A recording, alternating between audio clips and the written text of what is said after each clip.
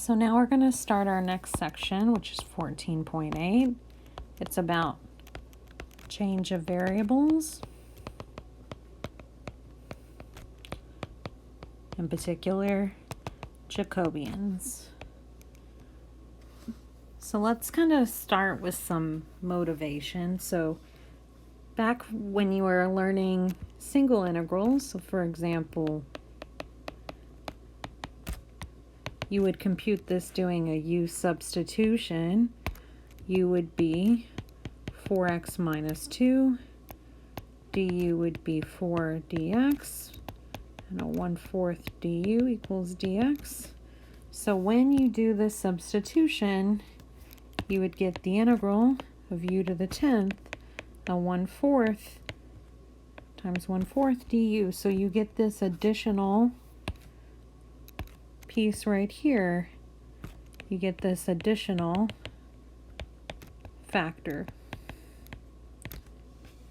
And it comes directly from your substitution. Now you could do this with more than one variable. And so the idea kind of underlying this process is something called the Jacobian. So we're going to focus on two variables. If x is g of uv and y is some other function of uv, then the Jacobian of x and y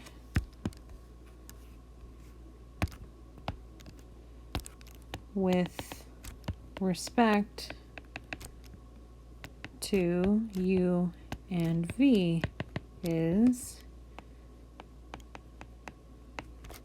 it's a determinant of a 2x2 matrix.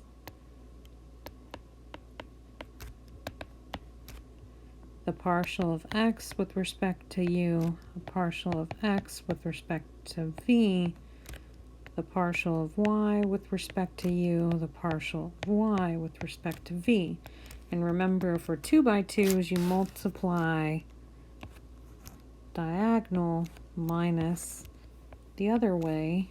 So partial of x with respect to u times the partial of y with respect to v minus the partial of x of y with respect to u times the partial of x with respect to v. So now let's look at a problem where we want to find the Jacobian. So let's look at the following example.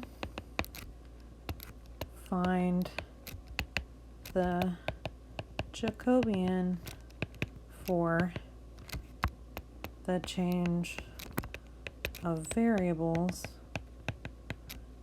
defined by x equals r cosine theta and y equals r sine theta. So this corresponds to changing into polar coordinates. So let's compute our Jacobian. It's the partial of xy with respect to r theta. Right? The partial of x with respect to r, the partial of x with respect to theta, partial of y with respect to r, partial of y with respect to theta. So let's plug these in. What's the partial derivative of x with respect to r? It'll be cosine theta.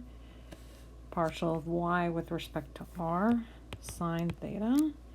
Now find the partial derivative of x with respect to theta minus r sine theta, r cosine theta.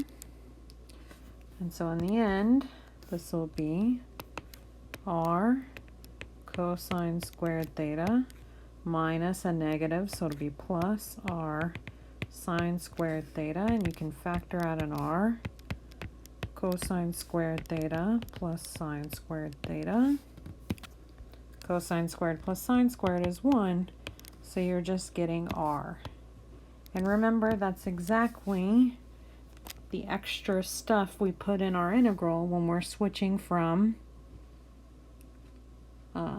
rectangular to polar, or I guess Cartesian to polar. We put in an extra r in our integral.